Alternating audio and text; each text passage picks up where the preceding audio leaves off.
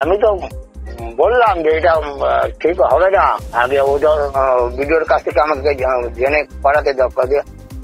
যখন ইয়ে হয়ে গেছে, সাবমিট হয়ে গেছে কাগজ, তো আপডেটটা করে দাও, যা হবে পরে দেখা যাক, এইভাবে বলছি।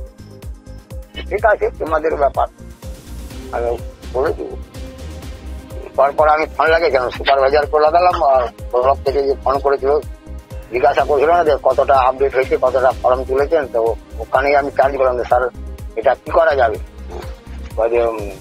ভিডিওর কাছ থেকে জেনে নিও। তো ভিডিওর নম্বর তো আমার ছিল না যে আমি সাথে সাথে কথা বলবো, যার জন্য ওরা আপডেট দিয়ে দিয়েছে।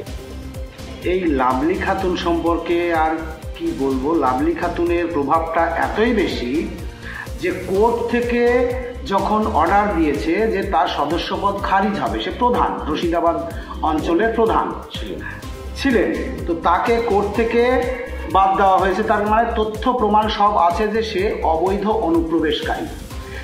অবৈধ অনুপ্রবেশকারী হওয়া সত্ত্বেও এখনও সে অ্যারেস্ট হয়নি। ভারত সরকারের আইন অনুযায়ী তাকে কিন্তু ইমিডিয়েট অ্যারেস্ট করে বাংলাদেশে ফেরত পাঠানোর কথা।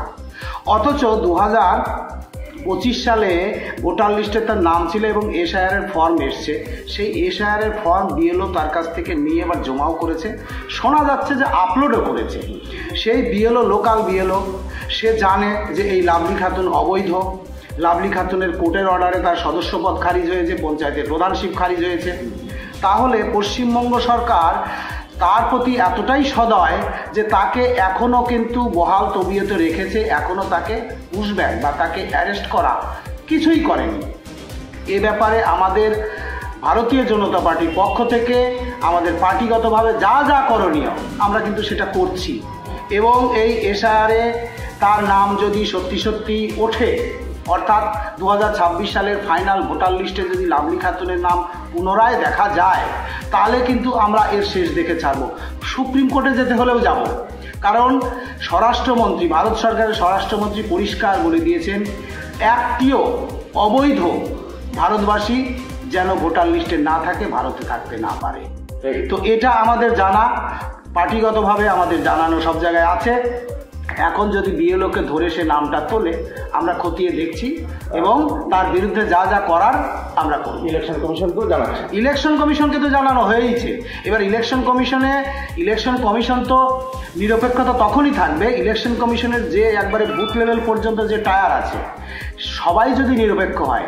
তো আমরা তো দেখতে পাচ্ছি বিডিও, বিএলও, ইআরও, ডিএম সংখ্যাধিক্য, মানে আমি 100% বলবো না, অনেকেই এই চটি চাটা, অর্থাৎ মমতা যেটা করছে, মমতা যেটা বলছে সেটাই করতে যাচ্ছে। তারা কিন্তু জেল খাটবে, পরিষ্কার কথা আমাদের, তারা কিন্তু জেল খাটবে। আমরা প্রত্যেকটা বুথে আমাদের বিএলএ 2 দেওয়া আছে, যারা প্রতিটা ভোটারকে চিহ্নিতকরণ করছে সে প্রকৃত ভোটার কিনা, ভারতীয় নাগরিক কিনা। সেইভাবে কিন্তু আমরা নির্বাচন কমিশনকে টাইম টু টাইম আমরা কিন্তু নথি তুলে দিচ্ছি। নির্বাচন কমিশন কিভাবে কাজ করছে আমরা সেটা দেখব। দেখুন, এটা একটা ডিসপিউটেড কেস। কংগ্রেসের একটা ক্যান্ডিডেট প্রধান পদে আসীন হয়েছিল, পরবর্তীকালে তার প্রধানশিপ আমাদের স্টেট গভর্নমেন্টের ডাইরেকশানে এবং কোর্টের ডাইরেকশানে তার প্রধানশিপ চলে গেছে। এনুমারেশন ফর্ম যদি কোনো ইন্ডিভিজুয়াল পায়, তাহলে she or he have the right to submit the enumeration form. তো এনুমারেশন ফর্ম যখন পেয়েছে তারা জমা দেবে। After enquiry it will be decided whether you will be stay here or not. কিন্তু কথা হচ্ছে যে বিএলওর দায়িত্ব রয়েছে এবং বিএলও যেটা ভয়ঙ্কর বিস্ফোরক অভিযোগ করছে যে সে চাপে আছে। মানে আমরা বিএলও কোনো এফআইআর করেছে কিনা আমরা এই ধরনের কিছু পাইনি। আপনাদেরকে আলাদা করে ঘরের মধ্যে কি বলছে এই ধরনের কোনো অভিযোগ আমাদের কাছে আসেনি। কিন্তু বিএলওর চাপে থাকার তো কোনো ব্যাপার নেই। কোনো এনুমারেশন ফর্ম যদি কোনো মানুষ পায় তাহলে তারা তো জমা করবে, এটাই স্বাভাবিক। তারপরে এনকোয়ারি পরে তার নাম থাকবে কি থাকবে না। দেখুন, বিজেপি যেটাই চাইছে, প্রচুর মানুষের নাম কেটে বিহারের মতো বাংলাকে দখল করার স্বপ্ন দেখছে। এই স্বপ্নে আবার চুনকালি করবে 2021-এ।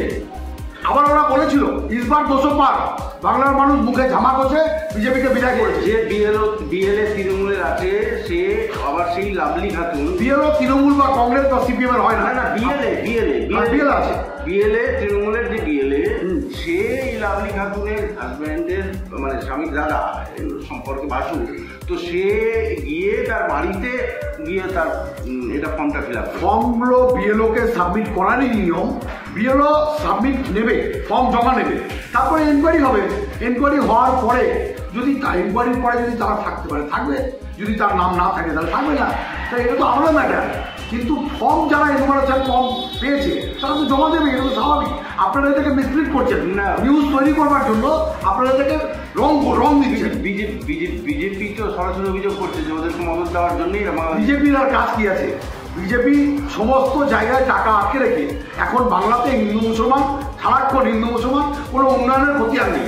শুধু এই হিন্দু মুসলমান করে করে এখানে রাজনৈতিক মাঝমাতে টিকে থাকতে চাইছে, এর বাইরে কিছু না।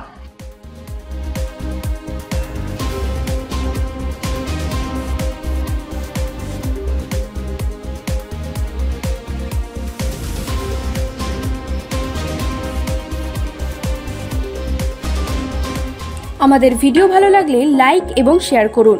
কমেন্ট সেকশনে গিয়ে জানান আপনাদের মতামত। আরও ভিডিও পেতে আমাদের চ্যানেল সাবস্ক্রাইব করুন এবং প্রতি মুহূর্তে খবরের আপডেট পেতে প্রেস করুন বেল আইকন।